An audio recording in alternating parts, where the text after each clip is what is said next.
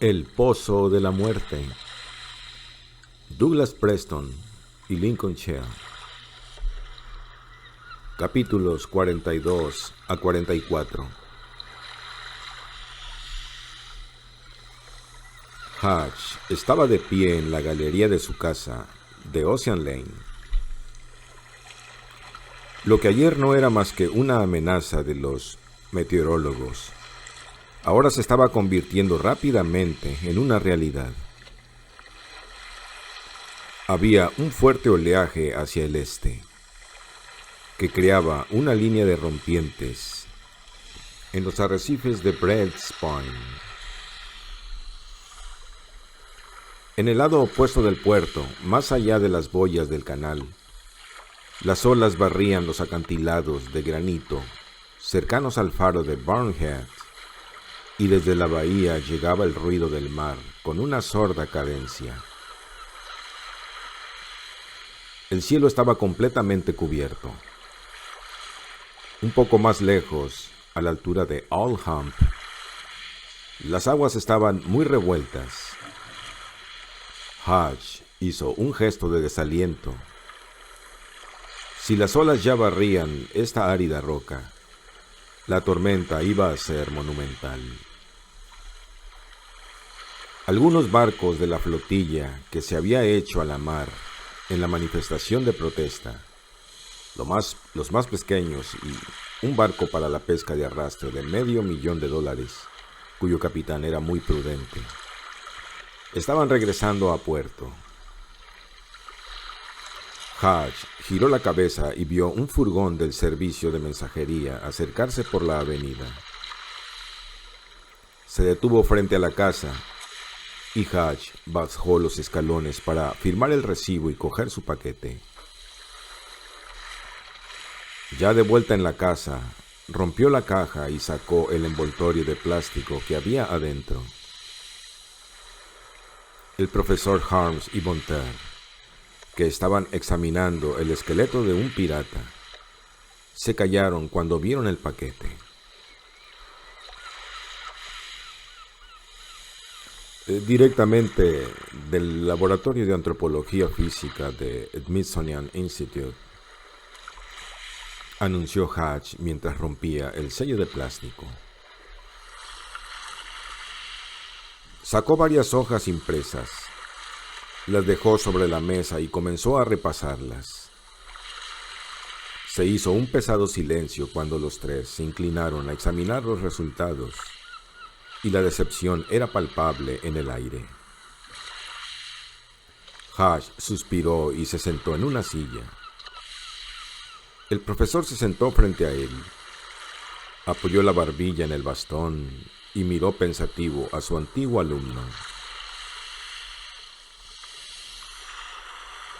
No es lo que esperabas encontrar, ¿verdad? No, respondió Hatch, negando con la cabeza. No, en absoluto. El profesor frunció el entrecejo.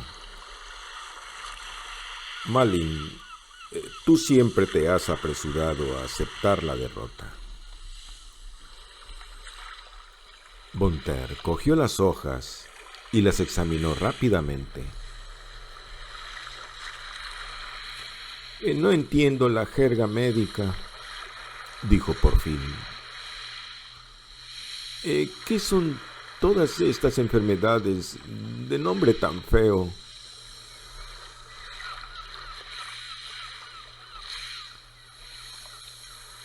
Hace un par de días envié fragmentos de huesos de estos dos esqueletos al Smithsonian. Incluí también muestras de otros 12 desenterrados en la excavación del campamento pirata, para buscar la enfermedad que había acabado con ellos, preguntó el profesor Harry. Efectivamente.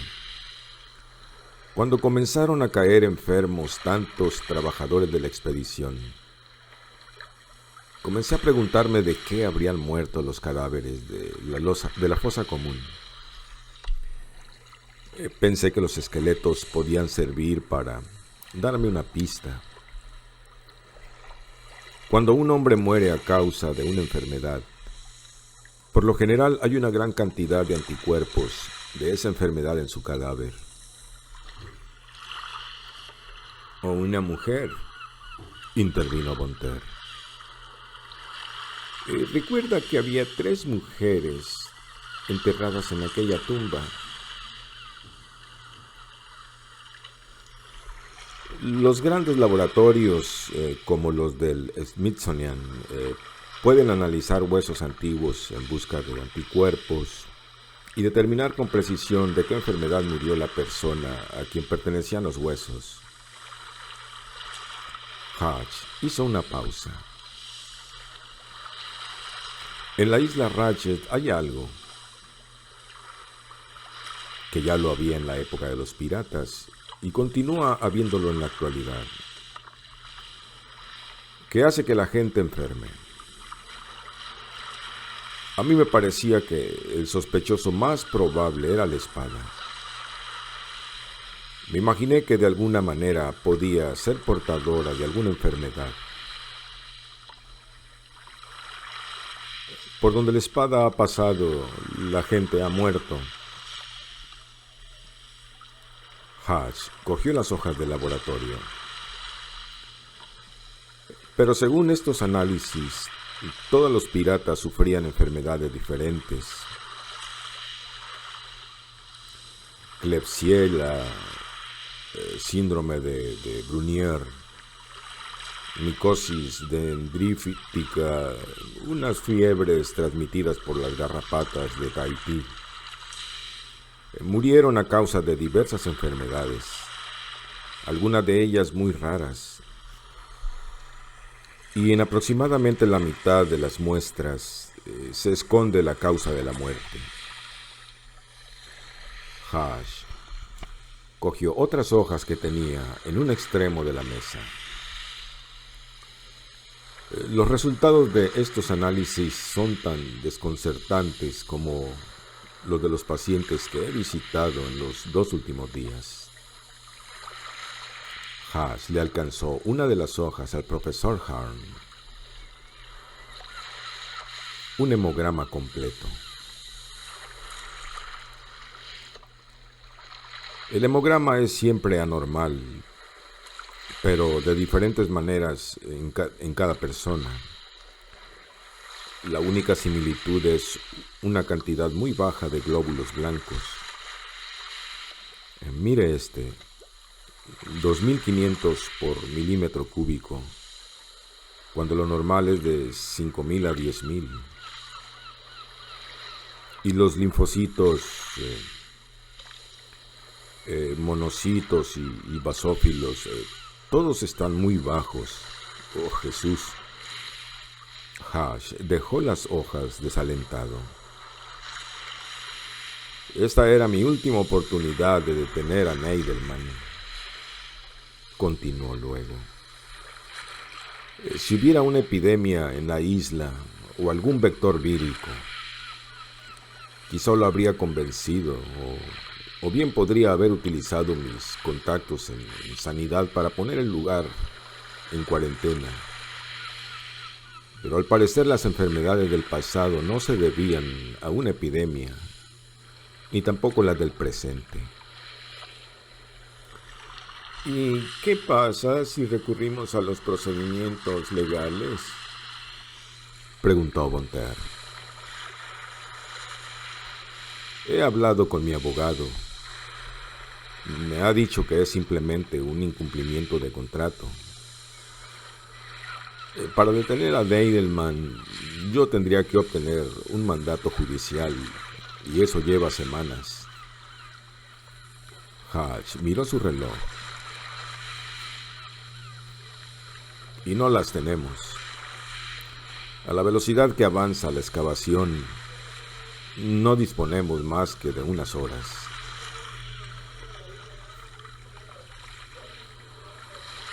¿No se le puede arrestar por entrar sin autorización en una propiedad ajena?, preguntó Bonter.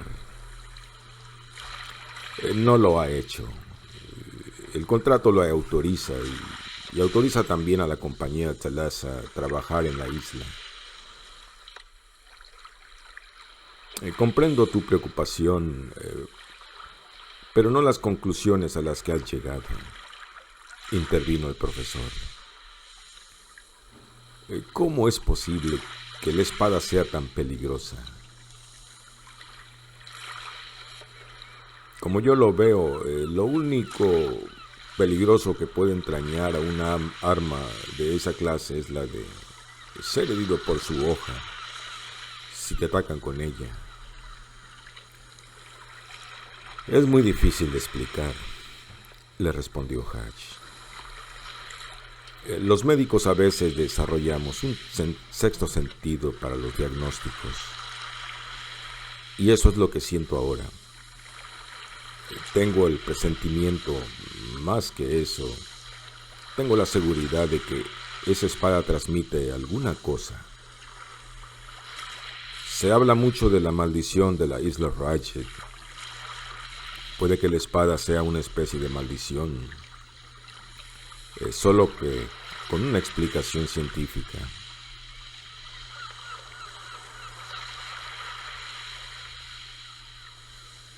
¿Y por qué has descartado la idea de que realmente haya una maldición? ¿Me está tomando el pelo?, le preguntó Hatch con incredulidad. Vivimos en un universo muy extraño, Malin. Sí, profesor, pero no tan extraño.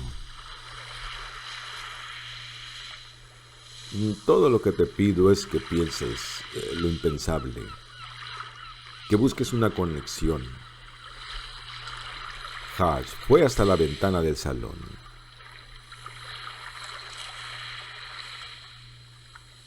En el prado el viento sacudía las ramas de los robles. Había comenzado a llover. Se veían muchos más barcos en el puerto. La marea comenzaba a cambiar y el mar estaba cada vez más agitado. Hatch suspiró y se volvió. No puedo ver esa conexión. ¿Qué pueden tener en común una neumonía causada por estreptococos y una candidiasis?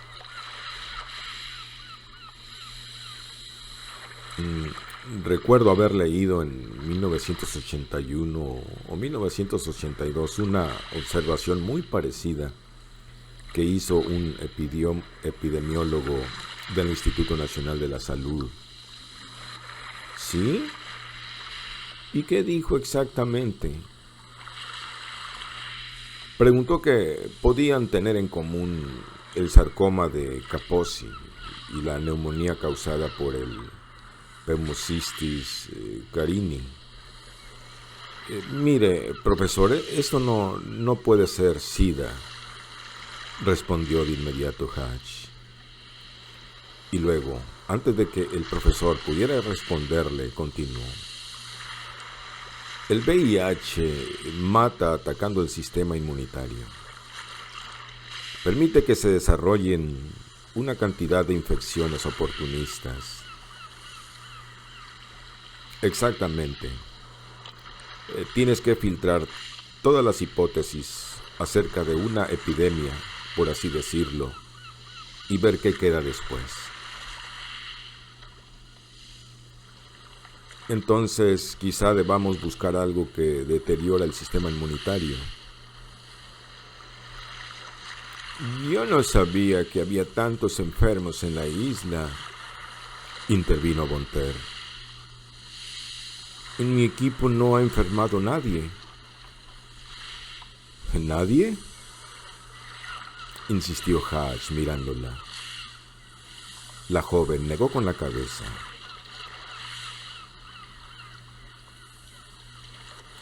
Ya ves.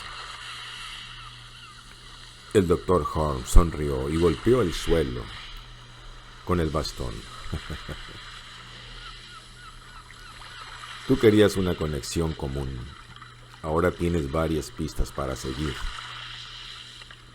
El profesor se puso de pie y le dio la mano a Bonter. Ha sido un placer conocerla, mademoiselle. Me gustaría poder quedarme, pero el viento sopla cada vez más fuerte y quiero volver a mi casa, a mi Jerez, mis pantuflas, mi perro y el fuego del hogar. Cuando el profesor fue a coger su abrigo, les llegó un ruido de pasos en la galería. La puerta se abrió de golpe y apareció Danny Todd, la cara empapada por la lluvia y el impermeable abierto y agitado por el viento.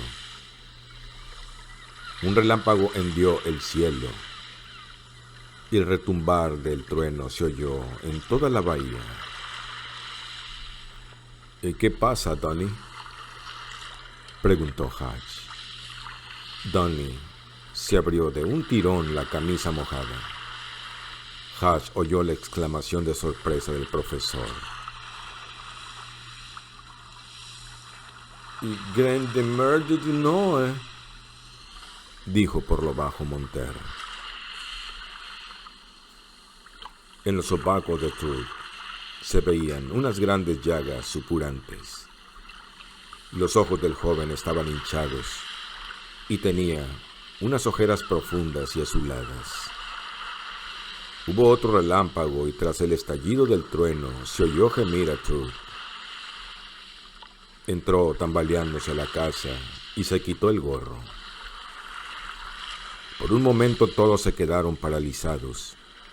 Después Hatch y Bonter lo cogieron por los brazos y lo ayudaron a sentarse en el sofá del salón. «Ayúdame, mal», jadeó Truth, cogiéndose la cabeza entre las manos. «No sé qué me pasa. Yo nunca he estado enfermo». «Claro que te ayudaré», le respondió Hatch. «Pero ahora acuéstate y deja que te examine el pecho».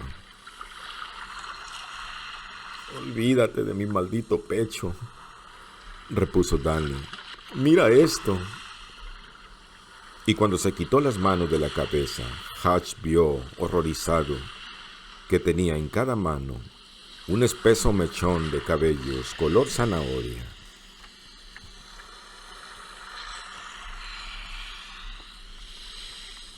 Clay se hallaba de pie en la popa de su barco. La lluvia había inutilizado el megáfono situado en posición vertical en el techo de la cabina. El pastor y los otros 6 manifestantes que aún permanecían en el lugar se habían refugiado temporalmente al socaire del barco más grande de la flota de Thalassa, el mismo barco que habían intentado sitiar. Clay estaba hecho una sopa, pero la amarga sensación de derrota había calado en él más hondo que el agua. El gran barco, el Cerberus, estaba inexplicablemente vacío. O bien la gente de a bordo tenía órdenes de no mostrarse ante ellos. No había subido nadie a cubierta a pesar de las sirenas y los gritos. El pastor pensó que quizá había sido un error elegir como objetivo el barco más grande. Tal vez deberían haberse dirigido a la isla y bloquear el embarcadero. Allí al menos había gente.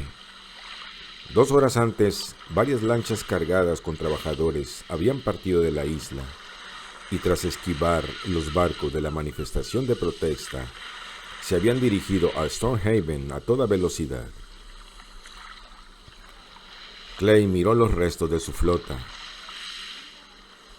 Por la mañana, cuando se había hecho a la mar, él se sentía lleno de ánimo, como cuando era joven, y luchaba por causas justas. Había tenido la certeza de que por fin las cosas iban a cambiar para él y para la ciudad. Al fin podría hacer algo que dejara una huella perdurable en aquellas buenas gentes. Pero ahora, contemplando los 6 destartalados barcos zarandeados por las olas, Se dijo que la protesta, como todo lo que había intentado hacer en Stonehaven, parecía condenada al fracaso. El director de la cooperativa de los pescadores de langosta, Lemuel Smith, colocó su barco a la par de Clay. Las dos embarcaciones se balancearon y golpearon una contra la otra, azotadas por la lluvia. Clay se inclinó sobre la borda. Tenía el pelo mojado y pegado al cráneo, lo que le daba a su rostro, ya de por sí serio, un aspecto de máscara mortuoria.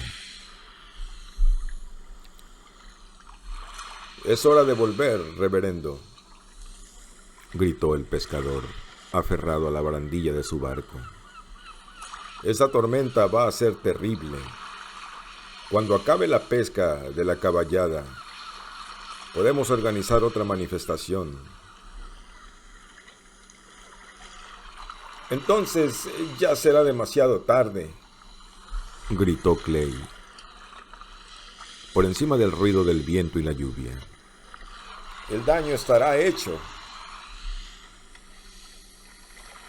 «Al menos les hemos hecho ver cuál es nuestra posición». «Lem, no se trata de eso», respondió Clay. «Yo también estoy mojado y tengo frío, como usted. Pero tenemos que hacer este sacrificio. Tenemos que detenerlos». El pescador de langosta meneó la cabeza. «Es imposible detenerlos con este tiempo, reverendo. Aunque quizá la tormenta haga el trabajo por nosotros». Smith miró primero el cielo y luego la costa distante, una borrosa silueta azulada que la lluvia apenas dejaba ver. «No puedo permitirme perder el barco», dijo. Clay se quedó callado. «No puedo permitirme perder el barco». Lo resumía todo. Ellos no comprendían que había cosas más importantes que los barcos o el dinero. Y quizá no lo comprenderían nunca. Clay sintió una extraña sensación de tensión alrededor de los ojos y luego se dio cuenta de que estaba llorando. No importaban 2 lágrimas más después de los torrentes que había vertido.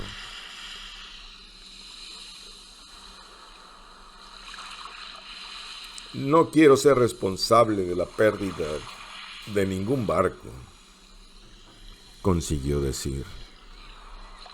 «Puede regresar, Lem. Yo me quedaré». El pescador vaciló.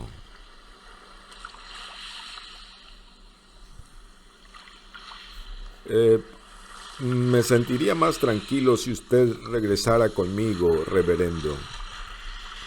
Contra Thalassa puede seguir combatiendo, pero no podrá luchar contra el océano».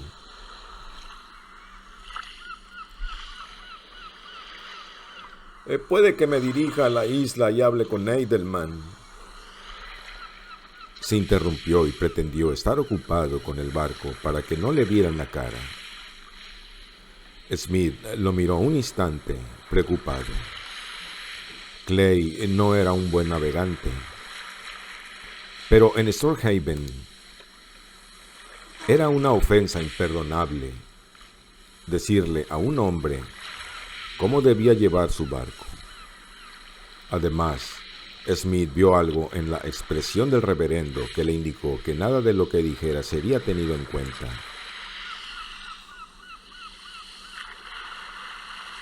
«Muy bien», dijo dando una palmada en la borda del barco de Clay. «Será mejor que nos pongamos en marcha. Entonces, si necesita ayuda, estaré en el 10.5 del dial». Clay, al soquete del Cerberus, con los motores marchando en vacío, contempló los barcos que se alejaban.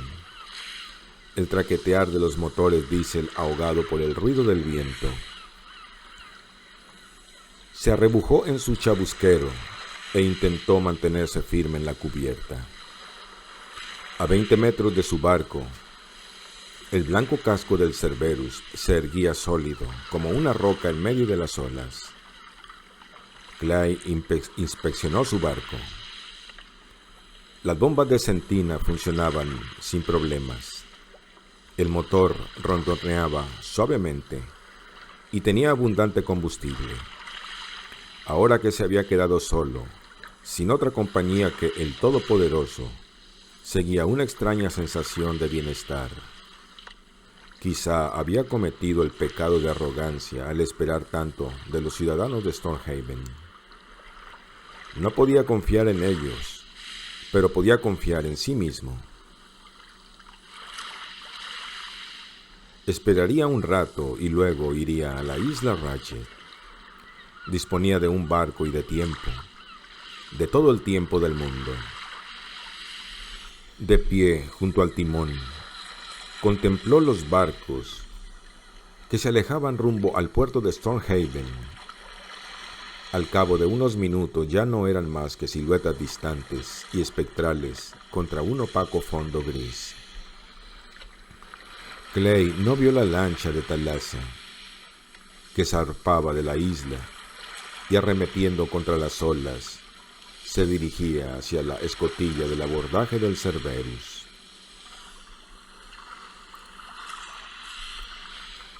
Donny Truth estaba acostado en el sofá.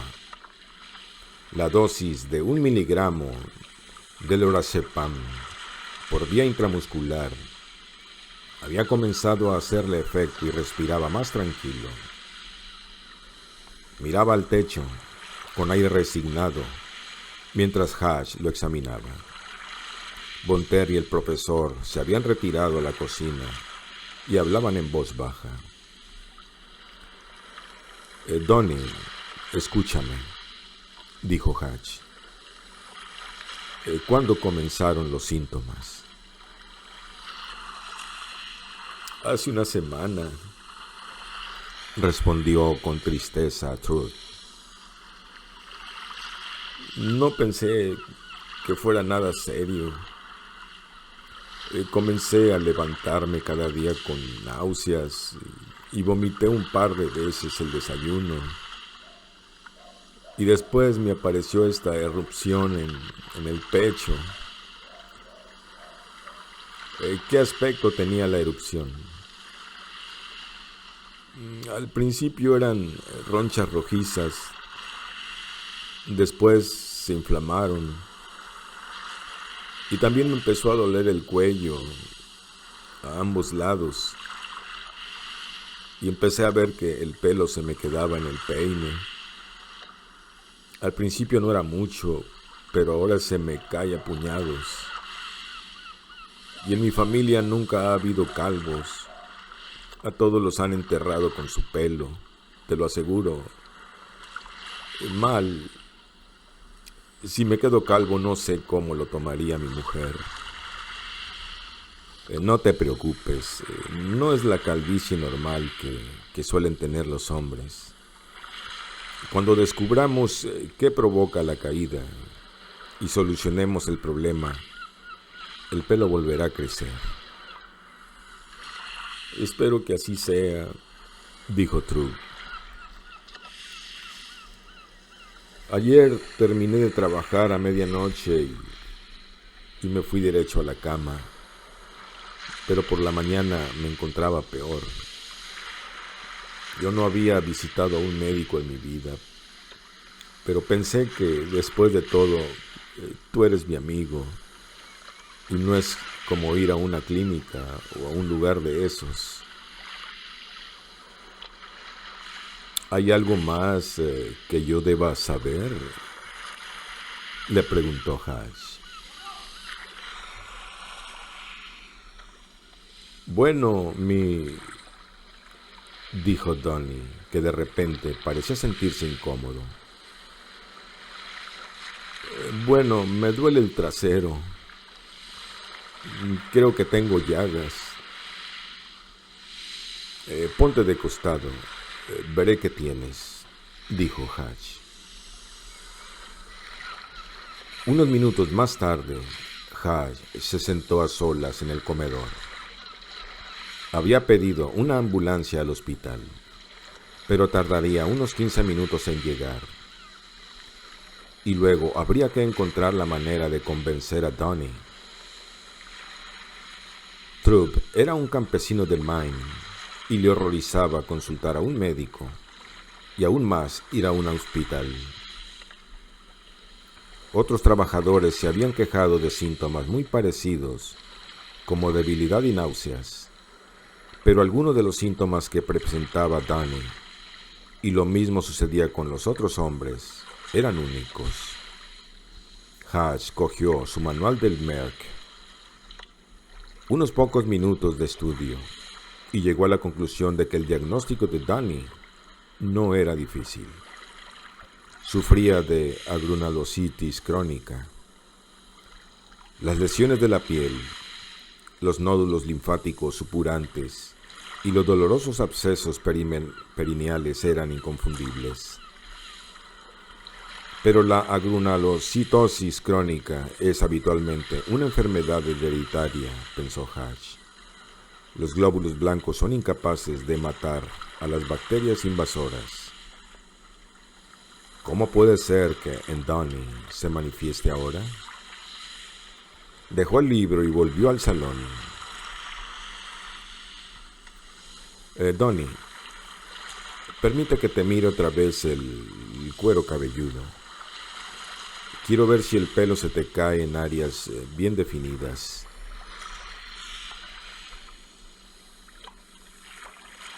Si fueran más definidas, estaría igual que Jules Briner, respondió Trull, y se frotó la cabeza. Hatch observó una herida que no había visto antes. Baja un momento la mano.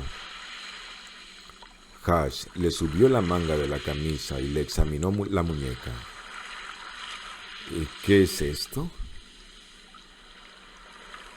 Nada, un rasguño que me he hecho en el pozo.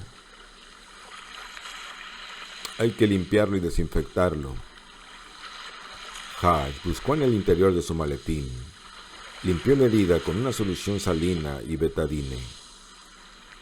Y le puso una crema bacterianicida. ¿Y cómo te lo has hecho? Me corté con un borde afilado de titanio cuando estábamos montando la escalera extensible dentro del pozo. Pero ese fue hace más de una semana. Y esta herida parece recién hecha, dijo Hatch sorprendido. Y que lo digas, se me abre continuamente. Mi mujer me pone linimentos todas las noches, pero como si nada. No está infectada, dijo Hatch. ¿Cómo tienes los dientes? Es curioso que lo preguntes. Hace unos días noté que uno de mis dientes delanteros se mueve un poco. Supongo que me estoy haciendo viejo. Pérdida de pelo y dientes. El proceso de cicatrización no se produce. Igual que los piratas, pensó Hatch. Los piratas tenían otras enfermedades que no tenían nada que ver con las actuales, pero en todos se daban estos tres síntomas. Y lo mismo sucedía con algunos hombres del equipo de excavadores. Los tres síntomas comunes eran clásicos del escorbuto, pero era imposible que se tratara de esta enfermedad, teniendo en cuenta los otros síntomas tan peculiares. Con todo, allí había algo que Hatch le resultaba familiar. Como dijo el profesor, olvida las otras enfermedades y concéntrate en los factores comunes. Anormalidad en el recuento de glóbulos blancos, pérdida de pelo y de dientes, falta de cicatrización, náuseas, debilidad, apatía. De súbito lo vio todo muy claro. «Oh Dios», dijo mientras se levantaba. Horrorizado, vio como todas las piezas del rompecabezas se encajaban. «Discúlpame un momento», le dijo a Truth, y lo tapó con la manta antes de marcharse. Hatch consultó el reloj. Eran las 7. Un par de horas más y Nadelman llegaría a la cámara del tesoro. Respiró hondo varias veces para tranquilizarse y luego fue al teléfono y llamó a la central de la isla. No contestaba a nadie. «Mierda», murmuró. Buscó en su maletín su transmisor de radio. Todos los canales de Thalassa estaban invadidos por ruidos parásitos. Hatch calculó rápidamente cuáles eran sus posibilidades y con la misma rapidez se dio cuenta de que solo tenía una. Fue a la bocina. El profesor había desparramado una docena de puntas de flecha sobre la mesa y le describía a Von Terr los asentamientos indios de la costa. Ella lo escuchaba muy interesada, pero su expresión cambió cuando vio a Hatch. «Isobel», le dijo en voz baja, «tengo que ir a la isla. Te ocuparás de que Danny suba a la ambulancia y vaya al hospital».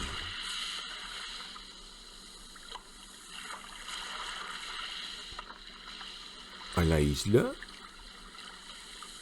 Estás loco», exclamó Von Terr. «No tengo tiempo de explicártelo», dijo Hatch de camino al armario del recibidor. Oyó a sus espaldas el ruido de las sillas cuando Von Terr y el profesor se le levantaron para seguirlo. Hatch abrió la puerta del armario, cogió 2 jerseys de lana y se las puso, uno encima de otro. «Malin, lo siento, Isobel, ya te lo explicaré luego. Voy contigo. Olvídalo, es demasiado peligroso. Además, tienes que quedarte aquí y cuidar de que Donnie vaya al hospital».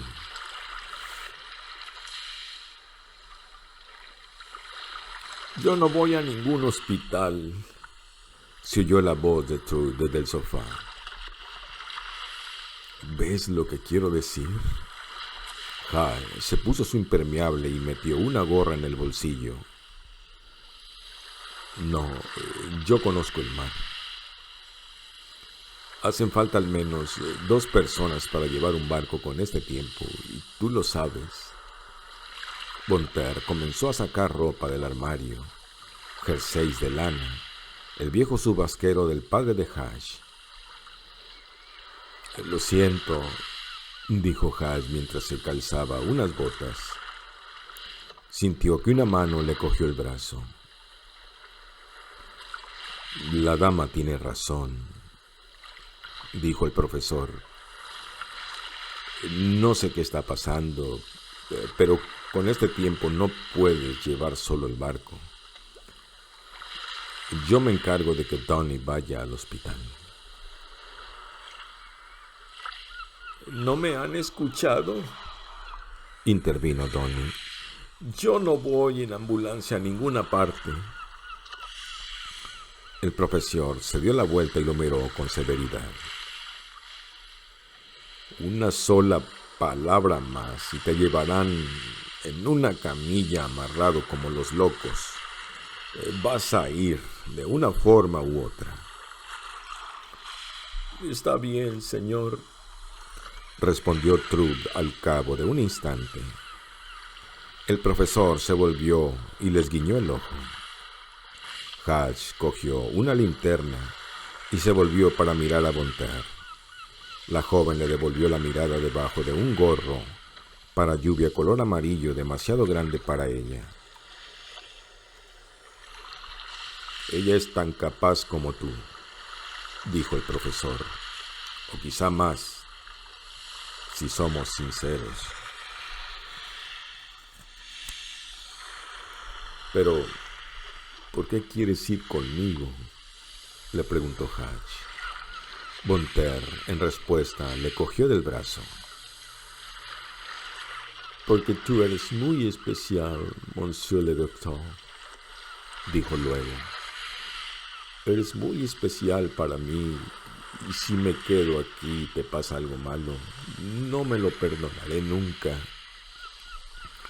Hatch le susurró al profesor las últimas instrucciones acerca del tratamiento de Trott, y luego salió a la lluvia. En las 2 últimas horas, la tormenta habría empeorado de forma espectacular, y por encima del aullar del viento y de la lluvia, se oía el ruido de las enormes olas que golpeaban contra el promontorio, un sonido tan sordo y estremecedor que parecía que se sentía con el estómago antes que con los oídos. Marcharon deprisa por calles desiertas y barridas por la lluvia. Todas las casas tenían las ventanas cerradas y las luces brillaban en la prematura oscuridad. Al cabo de 1 minuto, Hatch estaba empapado a pesar del impermeable. Cuando estaban llegando al muelle, hubo un intenso relámpago azul, seguido de inmediato por un trueno ensordecedor. Y 1 segundo después, Hatch oyó el ruido de un transformador que dejaba de funcionar al final del puerto. La ciudad quedó a oscuras. Caminaron cautelosamente a lo largo del muelle y luego bajaron por la resbaladiza pasarela hasta el dique flotante. Las lanchas estaban amarradas a la inestable estructura. Hatch sacó su cuchillo del bolsillo y cortó las amarras de la lancha del Plain Jane. «Se hundirá con el peso de 2 personas», dijo Hatch mientras subía. «Quédate aquí, que volveré a buscarte».